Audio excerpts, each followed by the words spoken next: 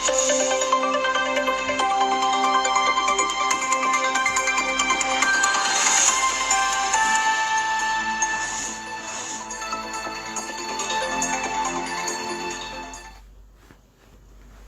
kita mulakan koresponden bernama dengan melihat perkembangan terkini status COVID-19 di Malaysia. Setakat semalam, Khamis 3 Jun 2021, kes baharu positif sebanyak 8,209, sementara 8,145 kes tempatan dan selebihnya 65 kes import.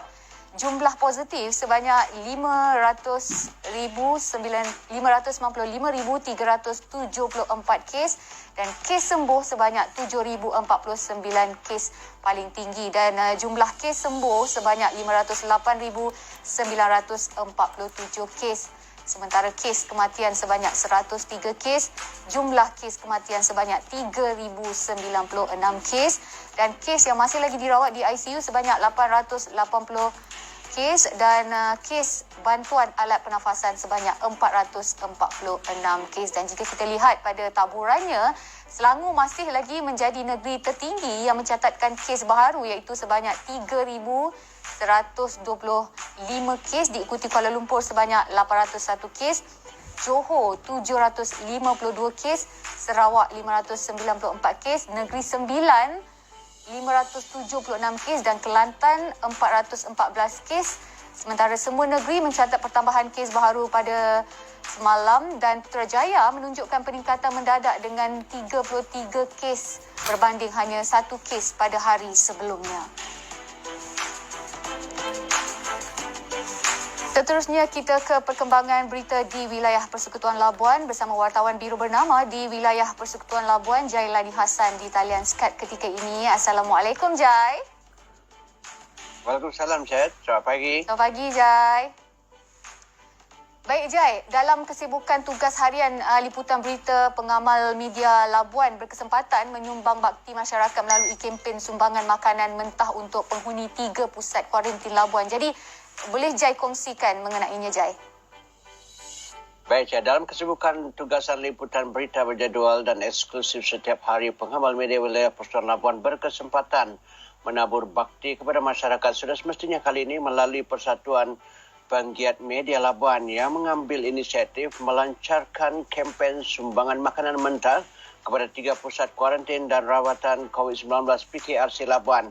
Kempen yang dimulakan pada 24 Mei lepas sehingga semalam dan dijangka berterusan berjaya mengumpul hampir 1 tan beras dan ayam beku. Selain itu, Persatuan Penggiat Media Labuan juga memperolehi lebih 200 kg daging beku, 210 tray telur ayam, minyak masak dan lebih 500 bungkus mi halus atau bihun.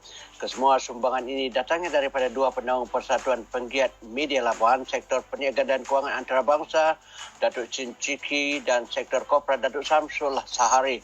Selain itu, sebahagian sumbangan juga diberikan oleh rakan korporat persatuan iaitu Majlis Perwakilan Penduduk MPP Zon Labuan melalui pengurusinya Muhammad Zulfaizal Abdul Manan, Datuk Seri Muhammad Alis Abdul Rahman dan Datin Seri Norsi Abdullah mewakili Dewan Usahawan Melayu Labuan DUML, Lee Kiat Kim mewakili Syarikat Sunyala Trading dan Alex Lee dari Yuang Group.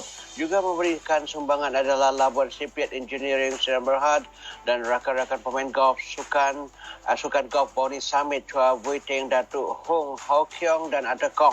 Semalam lagi rakan korporat media Salahuddin Muhammad dan John Hamil dari Syarikat Minyak Drilling, QA, QC, PTT, EP Malaysia juga menyumbang makanan kering, pelbagai biskut kering dan minuman. Labuan kini mempunyai 3 pusat kuarantin pesakit COVID-19 iaitu di Dewan Serbaguna Perbanan Labuan, Asrama Bagian Teknologi Pendidikan Tinggi dan Hospital Labuan.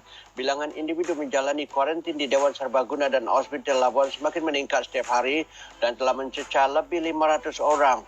Kesemua sumbangan ini diserahkan kepada unit sajian Hospital Labuan untuk persiapan makanan harian kepada penghuni 3 pusat kuarantin ini setiap hari. Inisiatif Persatuan Penggiat Media Labuan ini adalah juga sebagai sokongan kepada Jawatan Kuasa Pengurusan Bencana Wilayah Persekutuan Labuan. Chat. Baik Jai, kabarnya peratusan pendaftaran program imunisasi kebangsaan di Labuan masih berjalan perlahan. Mungkin Jai ada perinciannya Jai? Betul Chad, proses pendaftaran untuk mendapatkan vaksinasi COVID-19 di wilayah Persekutuan Labuan dilihat berjalan agak perlahan. dengan hanya 56.14% penduduk pulau ini yang baru mendaftar setakat semalam.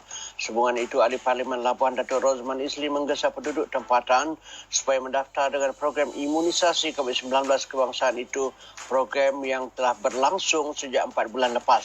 Beliau berkata jumlah penduduk mendapat vaksinasi yang ramai pastinya akan membawa kepada imuniti berkelompok di Pulau Bebas Cukai di sini. Katanya ketepikan perbezaan politik dan bersamalah dengan Barisan Hadapan untuk memupuk imuniti berkelompok dalam komuniti. Lebih pantas kita capai imuniti ini, lebih awal kita selesaikan pandemik COVID-19.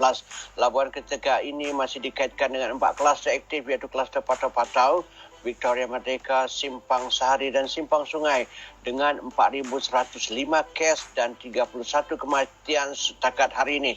Sementara itu, pengurusi pasukan petugas imunisasi COVID-19 CITF Labuan, Ridwan Ismail berkata proses pendaftaran yang perlahan ketika ini mungkin disebabkan masih ramai penduduk tidak mempunyai aplikasi MySejahtera. Setengah warga emas tidak mempunyai telefon bimbit. Namun katanya itu bukanlah alasan.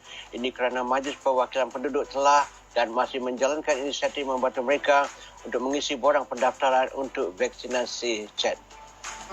Baik, terima kasih banyak Jai atas perkongsian itu tadi. Kita jumpa di lain kesempatan, Jai. Baik, Syed. Terima kasih banyak. Baik, seterusnya terdapat beberapa perkembangan terkini di Singapura.